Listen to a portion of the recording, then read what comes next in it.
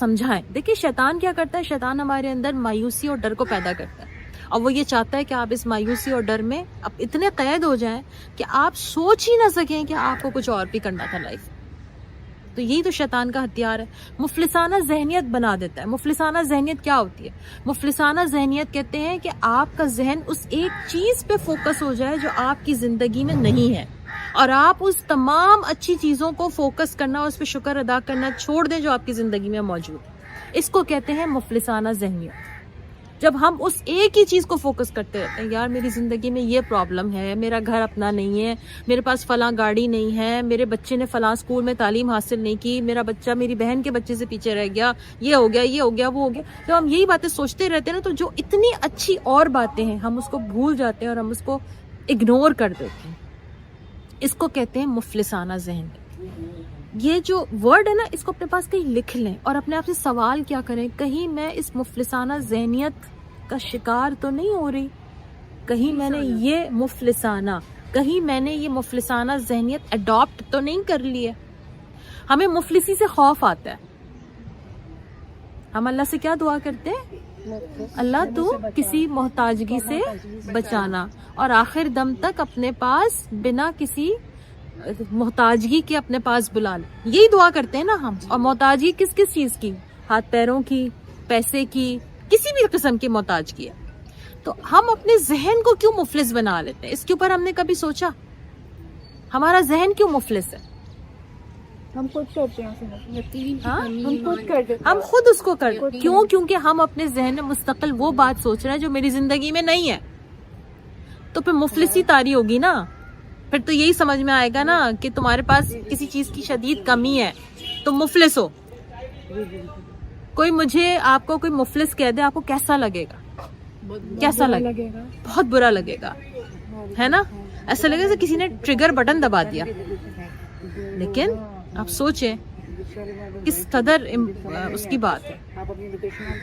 اور یہ ذہنیت کیا کرتی ہے؟ یہ آپ کو خوفزدہ کرتی ہے. یہ ذہنیت اور کیا کام کرے گی؟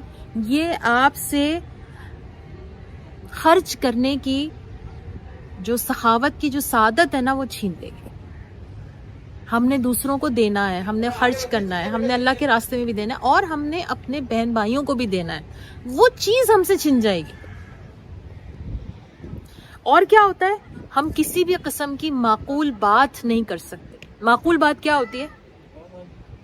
سمجھداری والی بات. تو اگر آپ کا ذہن مستقل اس مفلسی کو سوچتا رہے گا تو کیا کوئی سمجھداری یا معقول بات کو کر پائے گا؟ ناممکن سی بات ہے, نہیں کر پائے. تو ذہن میں اگر ہم یہ فوکس کر لیں کہ میری زندگی میں کیا اچھا ہے, تو ہم اس سے باہر آ جائیں گے. اور یہاں تک ریسرچ ہے کہ جب ہم مستقل اس کمی کو سوچتے رہتے ہیں تو آپ کا جو آئی کیو لیول کا پوائنٹ ہے نا, وہ 14% نیچے آ جاتا ہے. اگر کوئی مجھے آپ کو یہ کہے کہ تم ذہنی طور پر کمزور ہو, ہمیں بہت برا لگے گا. کوئی چلے آپ کہیں گے ہم تو اس سے باہر نکل آئے. کوئی ہمارے بچے کو کہہ دے, سب بچے والی ہیں ماشاءاللہ بیٹھنے, کوئی اگر آپ کے بچے کو کہہ دے کہ تمہارا بچہ کن ذہن لگتا ہے, کیا لگے گا؟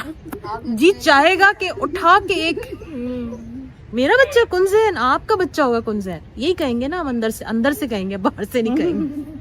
تو کہنے کا مقصد یہ ہے کہ اگر آپ اس مفلسی کے اوپر فوکس رکھیں گے نا, تو پھر کن ذہن بن جائیں گے. الوا جی, کچھ لوگ تو منہ پہ کہہ دیتے ہیں میرے بچے کو کہنی ہے آپ کا ہی ہوگا. پھر یہ جو مفلسانہ ذہنیت کا جو انسان ہوتا ہے نا, یہ جبلی طور پر یعنی فطری طور پر خود غرض اور کنجوس بن جاتا ہے. کیونکہ اس کو لگتا ہے نا میرے پاس نہیں ہے تو وہ دے گا کیسے. اور پھر اس کی اگین جو اس کی ذہنیت ہوتی ہے وہ یہ ہوتی ہے کہ جمع کرو, بچا لو, کسی طریقے سے بچا لو. تو یہ چیز بھی اس کو اپنی زندگی میں آگے بڑھنے نہیں دیتی. اور پھر اس کو کیا ہوتا ہے, کیونکہ اس کو پھر ہر وقت نا اپنے آس پاس اپنے ہر طرف غربت دکھائی دیتی ہے. اس کو ہر وقت اپنی چیزوں میں نا کچھ کمی دکھائی دیتی ہے, جس کی وجہ سے پھر وہ مشکل ہوتا ہے اس کے لیے چیزوں کو مینج کرنا. تو ہم نے اب کیا کرنا ہے, اب میں کرنے والے کام پہ بھی آ رہی ہوں. ہم نے اپنی سوچ کا نا مرکز تبدیل کرنا ہے. اب مرکز کیسے تبدیل ہوگا؟ کیا آپ سوچیں گے؟ وہ تمام چیزیں کھوجنی ہے جن کے اوپر آپ شکر گزار ہو سکتے ہیں. اور رات کو سونے سے پہلے نا ان تمام چیزوں کے بارے میں لکھ کر